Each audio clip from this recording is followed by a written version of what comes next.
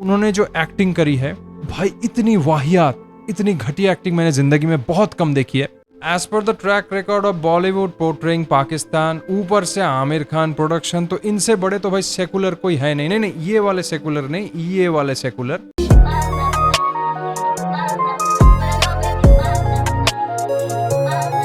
तो सिने lovers, welcome to cafe बितान। बात करेंगे बंटवारा 1947 इस फिल्म की। Film directed by Rajkumar Santoshi. Film में है सनी देओल, प्रीति जिंटा, शबाना आजमी, अभिमन्यु सिंह और भी बहुत सारे एक्टर्स। चलिए दोस्तों देख लेते हैं कि ट्रेलर आखिर कैसा रहा।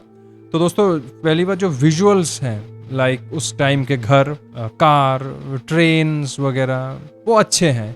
हाँ, अगर आप बहुत पैरामीटर को हाई करेंगे तो शायद आप उसमें भी नुक्स निकाले, लेकिन मैं हमेशा पैरामीटर को उतना हाई नहीं करता, जहां जरूरत है वहां हाई करता हूं। तो ठीक है, विजुअल्स भी एक हद तक ठीक है, हालांकि उसमें भी अटेंशन टू डिटेल की थोड़ी कमी है, लेकिन उस बारे में बाद में बात करेंगे।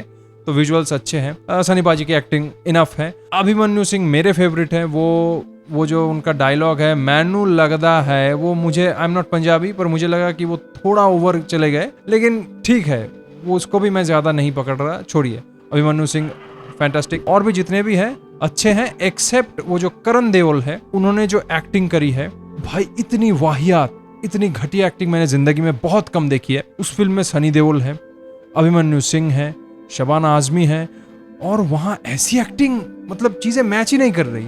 खैर छोड़िए, फिर चलते हैं दोस्तों बैकग्राउंड म्यूजिक। पागल कर देने जैसा नहीं है, लेकिन ठीक है, ठीक ठाक। और रही बात इमोशनल इम्पैक्ट की, तो है कुछ कुछ जगह पे आपको चीजें थोड़ी ओवर लग सकती है, लेकिन वो डायलॉग बाजी आपको लग सकती है कि सीरियल टाइप है, लेकिन ठीक है, मतलब वो अगर आप कोई बोले तो दिमाग में आता है। जब आप एकदम न्यूट्रल माइंड में देख रहे होते तो ठीक है, इमोशनल इम्पैक्ट भी टू सम एक्सटेंट ठीक है। और पिक्चर अगर इतनी, मतलब ऐसे सब्जेक्ट के ऊपर है, अगर पिक्चर एक हद तक भी क्वालिटी डिलीवर कर देती है तो हाई चांस है कि पिक्चर हिट हो जाए। लेकिन पिक्चर में कुछ प्रॉब्लम्स भी हो सकती है नैरेटिव वाइज। चलिए उसको देख लेते हैं संक्षेप में। As per the track record of Bollywood portraying Pakistan, ऊपर से आमिर खान प्रोडक्शन, तो इनसे बड़े तो भाई सेकुलर कोई है नहीं। नहीं ये वाले सेकुलर नहीं, ये वाले सेकुलर, तो इनसे बड़े तो सेकुलर कोई है नहीं। तो नैरेटिव वाइज फिल्म जो है, एज यूजुअल बॉलीवुड का जो पैटर्न है कि Pakistan sympathising, monkey balancing, white washing, distortion of facts, ये सब चीजें फिल्म में हो सकती है। जिसको ये सब अनकंफर्टेबल ट्रूथ, अनकंफर्टेबल फैक्ट्स पता है, जो इन सब चीजों को लेकर डिस्कस करने में जिनका सेकुलरिज्म नहीं प्रॉब्लम करता, जिनको सिर्फ सच्चाई से मतलब है, वो इन सब चीजों को पकड़ लेंगे अगर उन्हें जानकारी है तो फिल्म अगर खुलकर उस तरफ की, यानी पाकिस्तान के तरफ की गंदगी को नहीं दिखाती, अगर फिल्म ये ठीक से नहीं दिखाती कि एस्टेब्लिशमेंट, रिलीजियस लीडर्स जाए भाड़ में, एक मैसिव लेवल पे पाकिस्तानी आवाम के दिमाग में anti India, more specifically anti Hindu hatred penetrated है, और ये बहुत ज्यादा, सबकी बात नहीं कर रहा, लेकिन एक बहुत अच्छे खासे संख्या में वहां है। नॉर्मल लोगों की बात हो रही है, चाहे वो चाय वाला हो या कोई दुकानदार हो, जो भी हो। तो अगर ये चीज फिल्म हैमर नहीं करती, यानी खुलकर नहीं दिखाती, तो शायद फिल्म बैकलैश फेस करे, क्रिटिसिज्म फेस करे। पर फिल्म हिट होगी या फ्लॉप होगी उसके बारे में मैं बात नहीं कर सकता, वो तो भाई ultimate at the end of the day it's about public. Film जो है एक फेमस प्ले, जिन्हें लाहौर नहीं देखे हैं वो जमेया ही नहीं या जन्मा ही नहीं है, ऐसा कुछ प्ले के ऊपर है। और उस प्ले के जो राइटर है, मैं नाम भूल रहा हूँ, उनका एक कोट मैंने पढ़ा था, और उन्होंने एक बात कही थी, दो पाकिस्तान है, एक आर्मी का पाकिस्तान और एक आम लोगों का पाकिस्तान, दोनों बहुत अलग हैं। और वो आप जाएंगे लाहौर वगैरह, ऐसा कुछ, ऐसा वो नहीं, शायद और लोग भी कहते थे कि वो पैसे नहीं लेंगे। अब जब आप सुनेंगे कि इंडिया से, खैर जो भी हो, वो पैसे ले ना ले वो एक अलग बात है। ये जो अप्रोच है कि नहीं आर्मी अलग है, आम लोग तो अच्छे नहीं, आई एम रिपीटिंग, आम लोगों में भी भयंकर मात्रा में एंटी इंडिया जो माइंडसेट है वो पेनिट्रेटेड है। और उस वक्त 1947 में माहौल तो और भी ज्यादा गर्म था।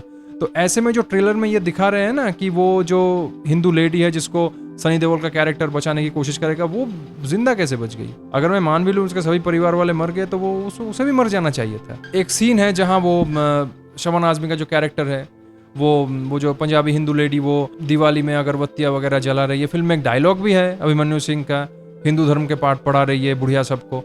तो वो जो सीन है कि सभी पाकिस्तानी मुस्लिम दीपावली में आ रहे हैं वगैरह एटसेट्रा, तो भाई 47 का माहौल बहुत गर्म था, तो अचानक कम्युनल हार्मनी आ गई। मतलब बस कुछ ही गुंडे थे क्या, ये कुछ ही लोग खराब थे क्या, 10-20%, और बाकी जो मेजोरिटी है वो एकदम हाईली मतलब नॉर्मल लिबरल, पता नहीं, मतलब रियल लिबरल की बात हो रही है, आजकल तो लिबरल कहना भी मुश्किल है, खैर सब लिबरल थे, पता नहीं। फिल्म का ट्रेलर देखकर ही आप ये समझ जाओगे कि एक पेट्रियोटिक मुस्लिम को कुछ वायलेंट हिंदू आजादी के बाद खदेड़ देते हैं, भगा देते हैं, वो दंगे में फंस जाता है और उसकी फैमिली जो है पाकिस्तान चली जाती है। तो क्या इस तरह की घटना घटी थी? मैं तो जितना जानता हूँ कि जिन मुस्लिम्स को पाकिस्तान जाना था वो चले गए, जो रहना था रह गए, जो रहना चाहते थे, जाना नहीं चाहते थे, क्या उनको भी मार के भगाया गया? इस तरह के क्या केसेस हैं, या ये वही जबरदस्ती एक मंकी बैलेंस के लिए पिक्चर में ये चीज़ ये आमिर खान प्रोडक्शन ने रखी है?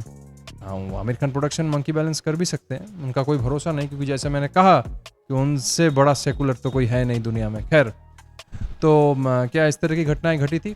हो सकता है हो सकता है कि कोई जिहादी मॉब के अटैक के रिटेलिएशन में कोई हिंदू जो है वो भी, हिंदू मॉब जो है वो भी अटैक करे और उस अटैक के तूफान में इनोसेंट मुस्लिम भी विक्टिम हो जाए, ऐसा हो सकता है। पर क्या इस तरह की घटनाएं उस हिसाब से घटी थी, ये मेरा सवाल है सूडो सेकुलर जिहादी अपीजिंग एनालिस्ट से नहीं, बल्कि न्यूट्रल एनालिस्ट से। मैं नहीं जानता, इसलिए मैं ये सवाल उन न्यूट्रल एनालिस्ट को करता हूँ। और फिल्म में जो, जैसा कि मैंने कहा, अटेंशन टू डिटेल की एक मुझे कमी लगी थोड़ी, वो ये है कि यार चीजें ना बहुत तस्वीर जैसी लग रही है, एकदम टिप टॉप परफेक्शन से भरपूर, वो रॉनेस की फीलिंग नहीं है। 1947 का वक्त है, मैसिव लेवल पे दंगा नहीं है, टारगेटेड हिंदू किलिंग्स ये एटसेट्रा चीजें हुई हैं, एकदम खदेड़ दिया हिंदुओं को। तो वहाँ ये जो दंगे वगैरह है, इसके जो रिफ्लेक्शंस हैं वो तो होने चाहिए ना घर में, घर के दीवारों में। अब ऐसा तो नहीं है कि जो दंगाई आते हैं या जो जिहादी आते हैं वो दीवार में अटैक नहीं करते,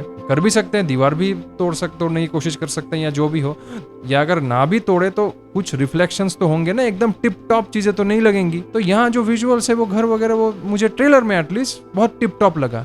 वो रॉनेस की जो फीलिंग है, रॉ फीलिंग की थोड़ी कमी है। तो यही कहना चाहूंगा कि और नैरेटिव वाइज ये सब डिस्टॉर्शन ये लोग कर सकते हैं, इन लोगों की आदत है। हालांकि एक नई ट्रेंड भी है आफ्टर धुरंधर और लॉट्स ऑफ फिल्म, ये खुल के हम जिहादी एक्सट्रीमिज्म के बारे में कहते हैं, लेकिन फिर भी due to Aamir Khan, mainly Aamir Khan production और बॉलीवुड ट्रैक रिकॉर्ड, ये सब चीजें जैसे कि मैंने कहा, white washing, sympathising, monkey balancing etcetera अब होंगी, तो ऑडियंस कैसे रिएक्ट करेगी वो मैं नहीं जानता।